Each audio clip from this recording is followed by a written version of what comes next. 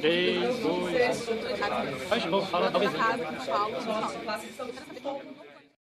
Olá pessoal, esse é o segundo vídeo para debater a revisão do plano de carreiras do EBC e para tirar dúvidas que os trabalhadores da empresa estão apresentando aos sindicatos e à comissão. Um primeiro colega de São Paulo diz que já está na empresa há 8 meses e como é que vai se dar a avaliação para subir na carreira.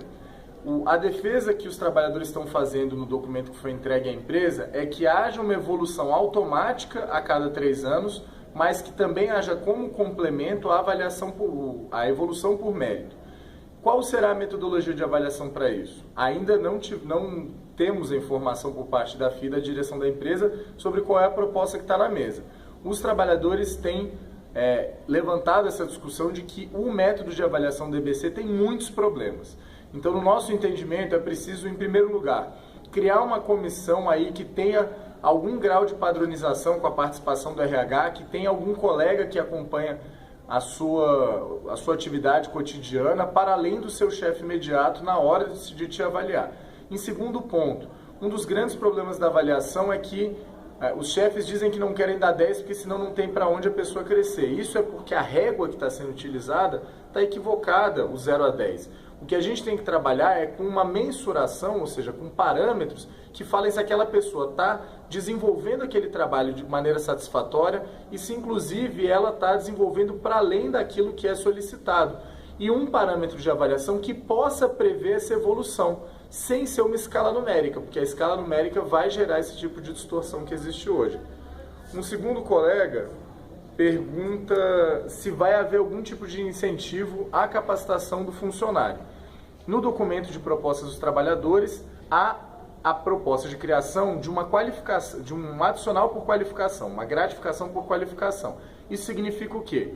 Pontuar as atividades de formação, reconhecimento de títulos, e aí, a partir de um determinado número de pontos que a pessoa acumularia, ela teria um acréscimo na sua remuneração.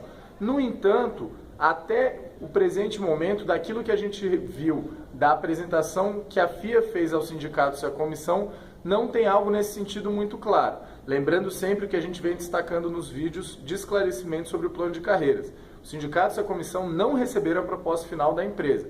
Então a gente está falando apenas com base nas versões parciais que a gente viu nas reuniões com a FIA e com a direção da empresa.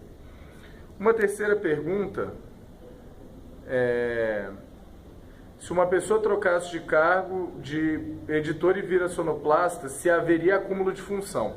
Esse é um debate muito claro que está sendo feito por parte dos sindicatos da comissão, que a partir do momento, por exemplo, no caso dos radialistas, em que uma pessoa desempenha 2 das funções previstas na lei, há um acúmulo de função e esse acúmulo de função tem que ser remunerado, porque isso está previsto claramente na legislação dos radialistas. Uma outra colega pergunta em relação ao cargo de atividade de cenografia. Não sabemos porque na proposta e na elaboração que a FIA apresentou aos sindicatos e à comissão, não havia ainda o detalhamento dos cargos, então a gente não sabe em que cargo, por exemplo, a cenografia ou o videografismo vão ficar. Um colega aqui, também de São Paulo, lembra a questão que o presidente da empresa falou que não haveria acréscimo nos salários. A posição dos sindicatos da comissão é clara. Inclusive, o presidente falou no Congresso Nacional dos Jornalistas que seria só um plano de carreiras e não um plano de carreiras, cargos e salários. A posição dos sindicatos da comissão é: temos que fazer um novo plano por completo. E isso passa sim por mexer na remuneração.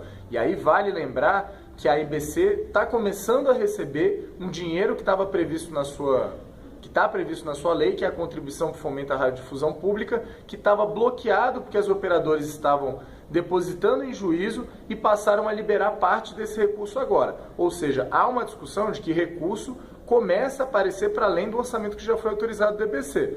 Então, se esse recurso existe, ele tem que ser usado também para a valorização do profissional. Um outro colega diz que está fazendo uma segunda graduação, como é que vai haver a valorização da qualificação dos trabalhadores?